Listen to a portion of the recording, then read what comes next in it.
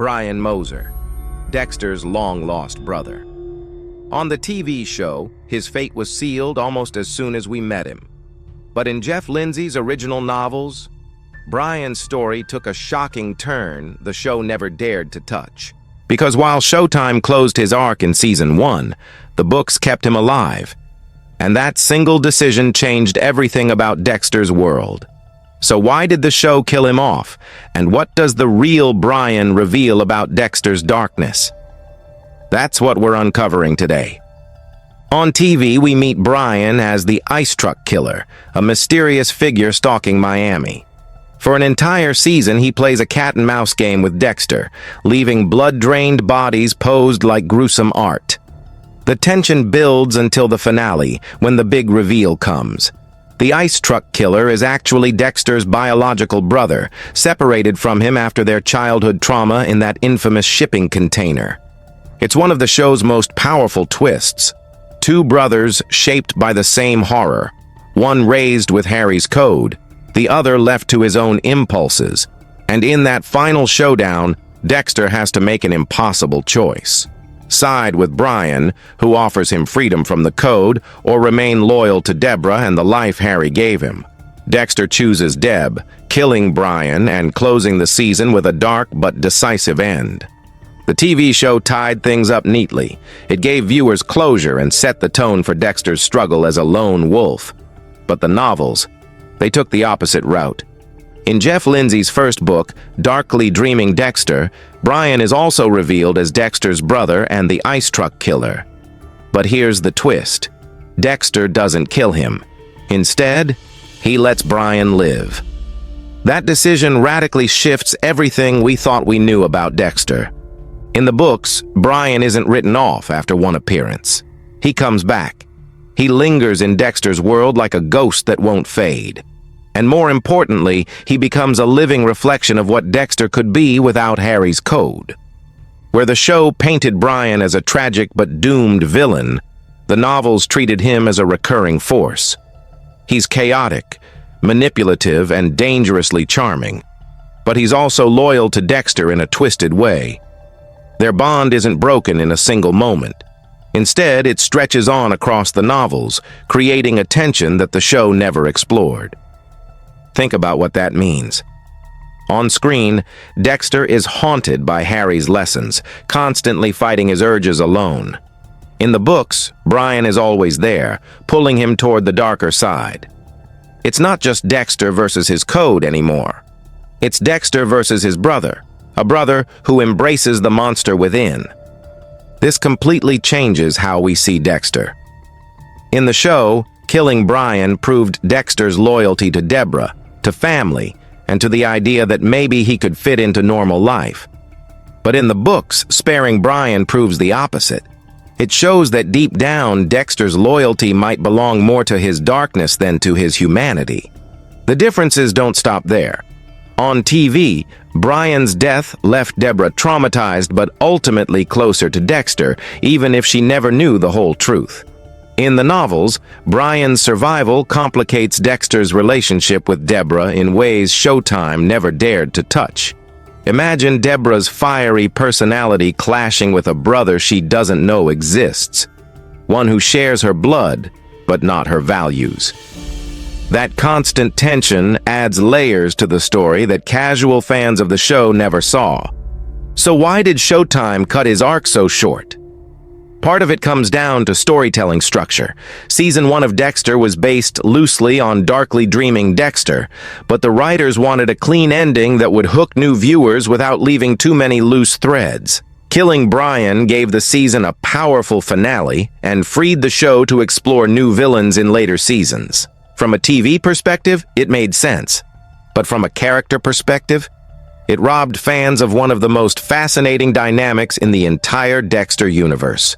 Because Brian's survival in the novels forces us to ask difficult questions. What does family really mean for someone like Dexter? Is blood thicker than Harry's code? And if Dexter had someone by his side who truly understood him, would he still be so alone? That's the real heart of it. Brian isn't just another villain in the novels. He's a mirror.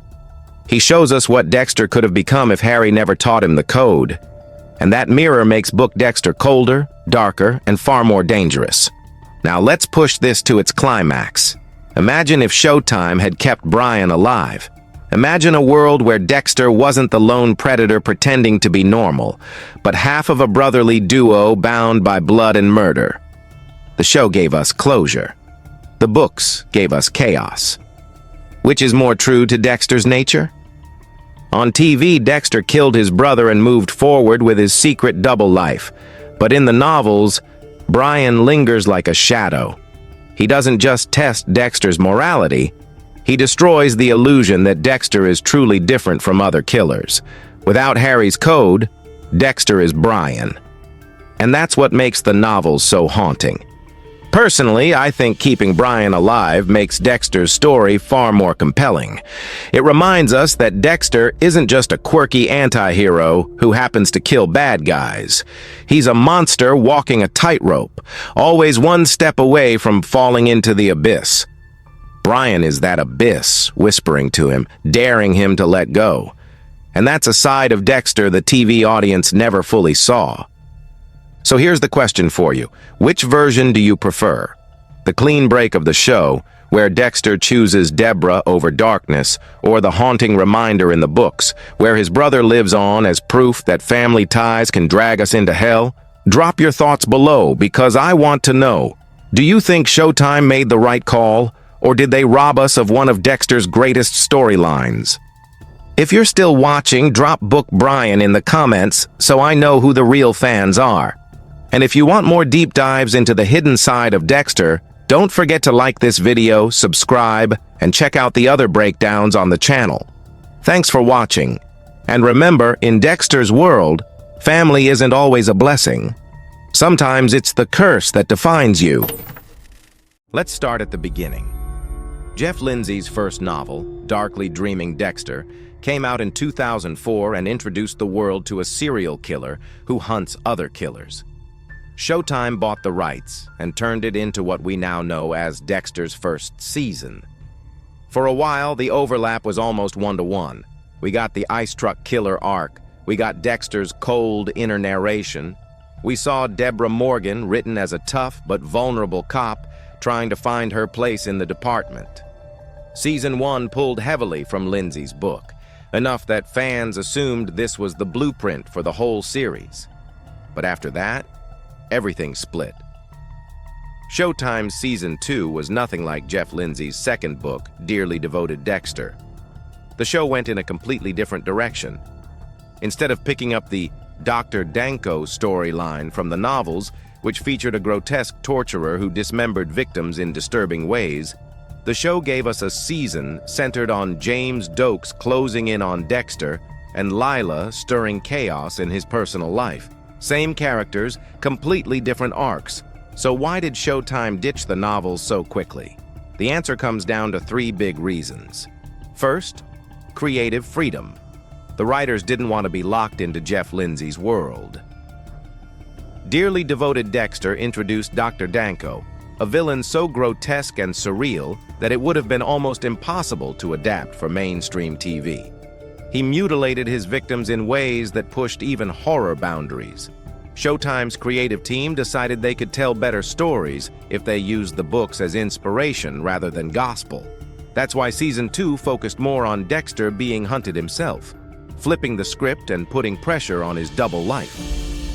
Second, tone and marketability. The novels are darker, stranger, and far more grotesque than most fans realize.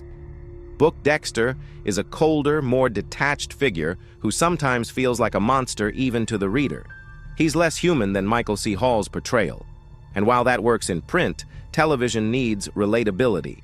Showtime wanted viewers to connect with Dexter, to actually like him, not just be horrified by him. That meant softening him, giving him humor, humanity, and moments of doubt. Following the books too closely would have risked alienating a mainstream audience. And third, character development. Jeff Lindsay's books are written almost entirely from Dexter's point of view. Side characters exist, but they're not nearly as fleshed out as they are in the series. Showtime wanted Deborah, Rita, Dokes, Batista, and even Masuka to have bigger arcs and personalities. To do that, they had to step away from the books and build their own universe. By season 2, they were essentially writing original material, only loosely inspired by Lindsay's world. Even Jeff Lindsay himself admitted this. He publicly supported the show's direction, saying he understood television had to take liberties. He even joked that once Showtime took off, his own novels were competing with a completely different version of Dexter. But here's where it gets really interesting. By ignoring the books, Showtime also erased some of the most shocking storylines that casual fans never even knew existed. For example, in the novels, Deborah learns Dexter's secret much earlier than in the show. That revelation changes their entire dynamic. Imagine if TV Deborah had discovered Dexter's dark passenger in season 2 or 3, the entire series would have taken a radically different path. Then there's Rita's children. In the books, Aster and Cody aren't just normal kids. They're hinted to be budding sociopaths themselves, mini Dexters who need guidance. Book Dexter actually considers training them under a version of Harry's code. That storyline alone could have completely shifted how viewers saw him, not just as a killer, but as a twisted father figure shaping the next generation. Showtime completely avoided that. And the villains? Whole arcs disappeared.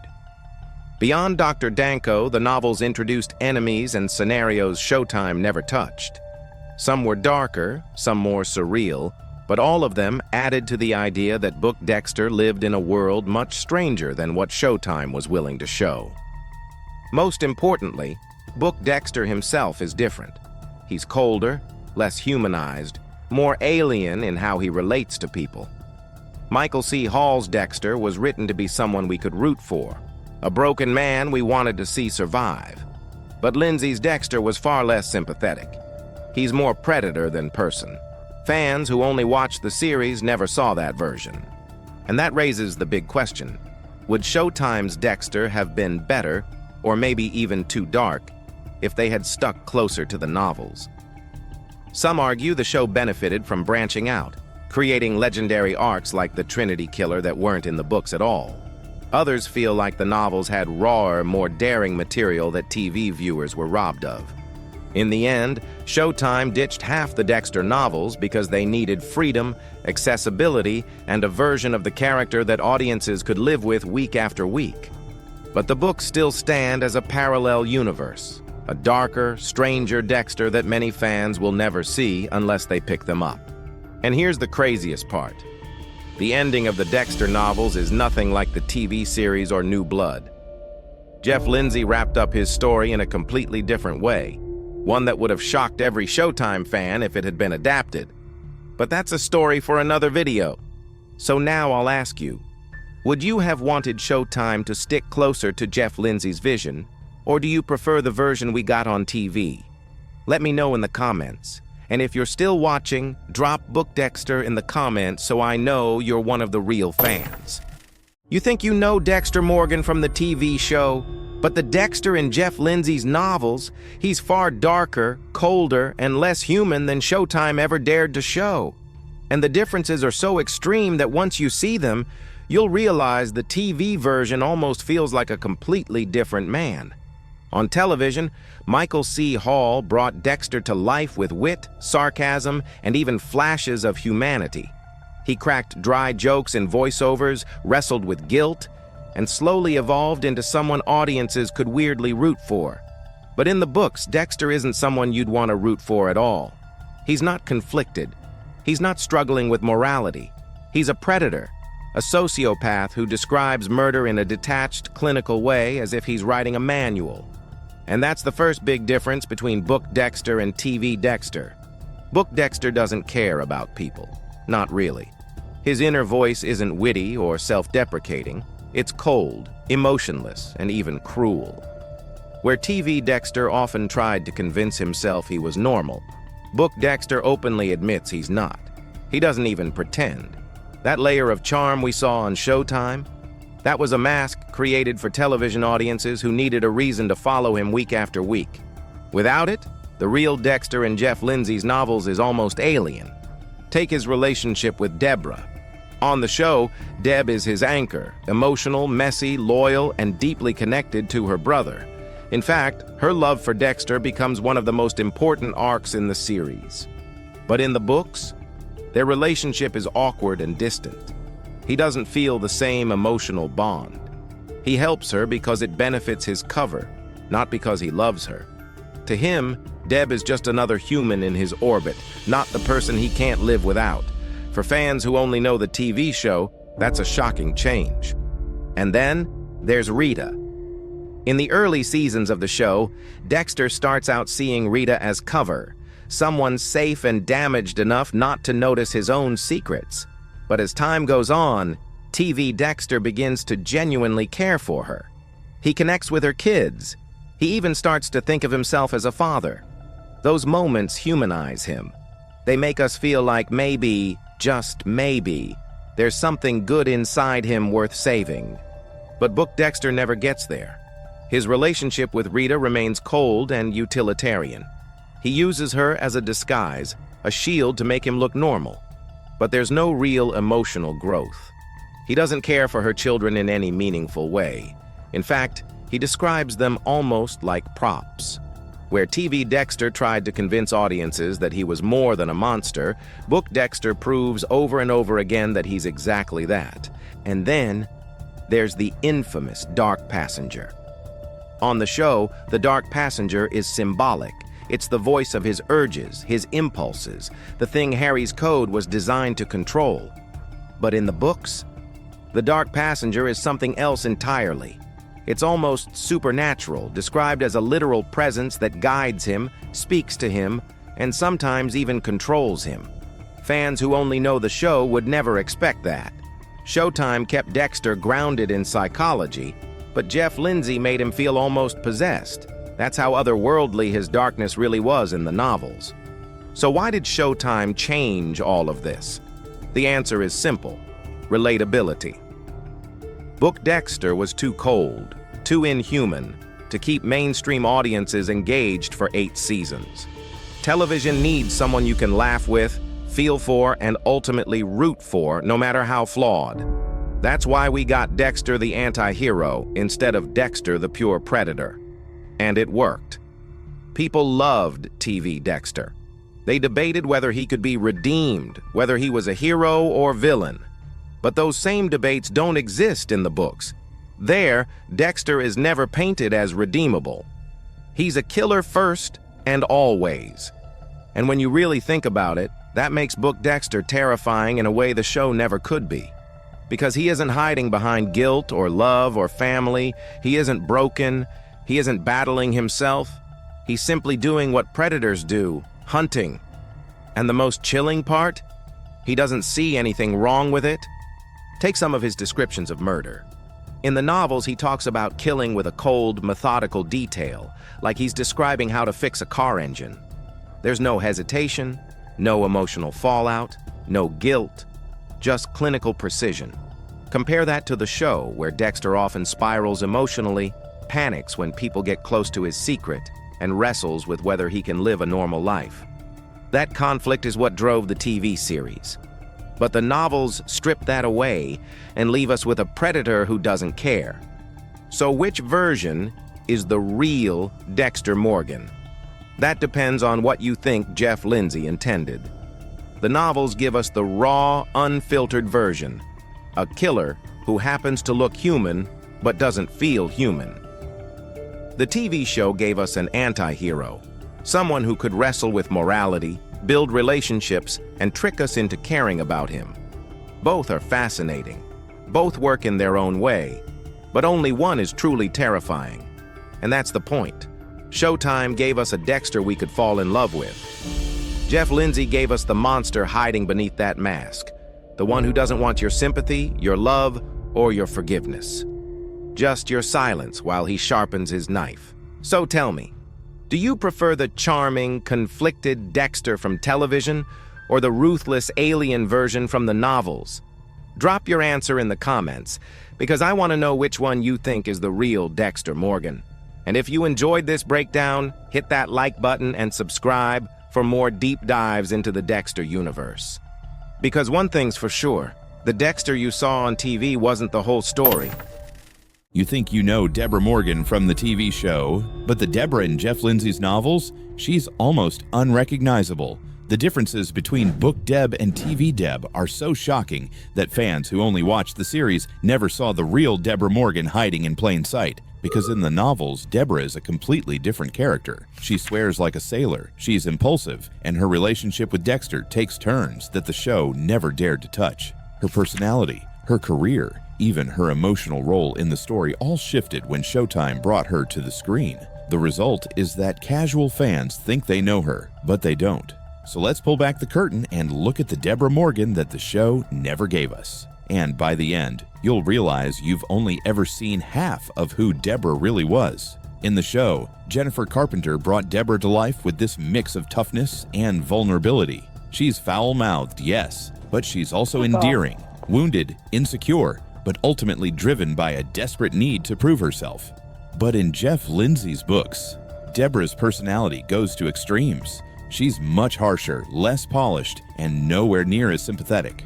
Book Deborah doesn't just curse, she unleashes a constant stream of rage-filled profanity. She's reckless, brash, and often a liability to herself and others. She's not the vulnerable little sister struggling for approval. She's a ticking time bomb, ready to explode at anyone who stands in her way. That change alone reshaped how audiences saw her. TV Deborah became a fan favorite because she had layers. Under the tough talk, she cared deeply about Dexter, about her career, about being respected in a male-dominated department. Book Deborah, by contrast, often feels like a chaotic storm tearing through scenes. Readers get the sense she's more of a wild card than a character meant to anchor the story. But the personality changes don't stop there. Let's talk about her career path.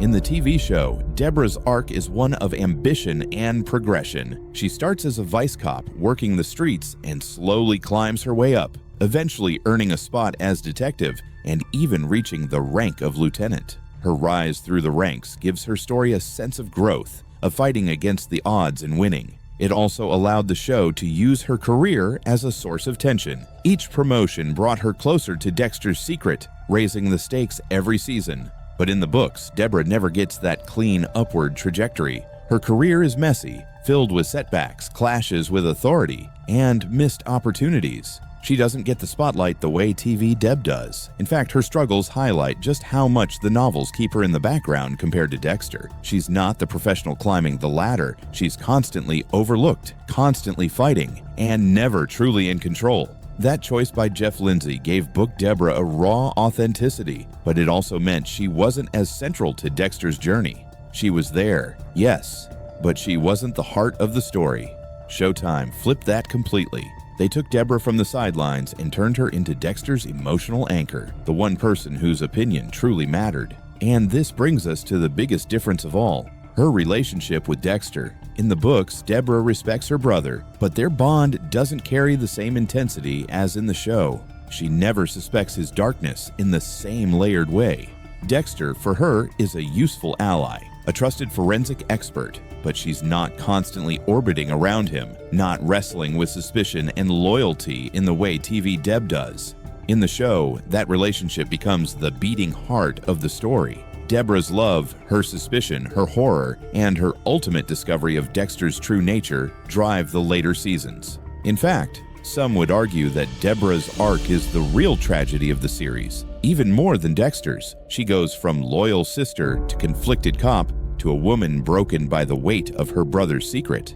That emotional journey simply doesn't exist in the novels. And this is where the tension really spikes. Because when you compare the two versions of Deborah, it feels like you're looking at two completely different characters. One is a raw, foul-mouthed storm who stumbles through her career and never becomes central to Dexter's downfall. The other is a layered, vulnerable, emotionally complex sister who becomes the most important relationship in Dexter's life. So which version is the real Deborah Morgan, and why did the show rewrite her so drastically? The truth is, the showrunners needed her. The novels focus almost exclusively on Dexter himself. His voice, his perspective, his darkly comic narration carry the story. But television is different. To sustain 8 seasons of drama, Dexter couldn't exist in a vacuum. He needed a counterpart, someone to humanize him, someone to force him into choices that weren't just about killing. And that's what the show made Deborah into. They transformed her from a side character into the emotional core of the series. But here's the thing, that change didn't just make her more important, it made her more beloved. Fans connected with TV Deborah because she felt real. She was strong but insecure, tough but wounded, a cop who could go toe-to-toe with killers but break down in tears behind closed doors. She represented the cost of living in Dexter's orbit, the human price of being tied to someone with such a dark secret. Book Deborah, by comparison, is almost too chaotic to serve that role. She's entertaining, yes, but she doesn't carry the same weight. She doesn't break your heart the way Jennifer Carpenter's Deborah did. She doesn't feel like the emotional glue holding Dexter's world together, and that's why fans who only watched the show missed something crucial. They never saw the version of Deborah who was rougher, meaner, and more self-destructive. A Deborah who wasn't rewritten to make audiences care, but instead left raw and jagged on the page. So what does that mean for Dexter fans? It means that Deborah Morgan exists in two forms, and depending on which version you know, your entire view of the series changes. In the books, she's the reckless sister, always one step behind. In the show, she's the tragic heroine who defines Dexter's humanity. To Deborah, two completely different legacies. And maybe that's the shocking truth here, that Showtime didn't just adapt Jeff Lindsay's novels. They rewrote Deborah Morgan into something the author never intended. They turned her into Dexter's anchor, his conscience, his undoing. And for better or worse, that change may be the reason the show lasted as long as it did. So when you think about Deborah in the books versus Deb in the show, remember this. Fans who only watched Dexter never saw the Deborah who was hiding in Jeff Lindsay's pages. And fans who only read the books never experienced the Deborah who broke millions of hearts on TV. Two Deborahs, two worlds, and one big question for you. Which version do you think was better? If you learned something new about Dexter today, hit that like button, and don't forget to subscribe for more hidden truths from the world of Dexter. And while you're here, drop a comment and let me know which Deborah Morgan you prefer, the unfiltered chaos of the novels or the tragic heart of the TV series.